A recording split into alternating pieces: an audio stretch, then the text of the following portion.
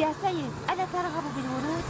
يا سيد، هل تريد ورودا؟ دع عنك هذا الكلام، أراك غير ملتزم بكلامك. هل تريد ورودا؟ ورود. يا ولد، هل الشارع مكان مثل هذه الأعمال؟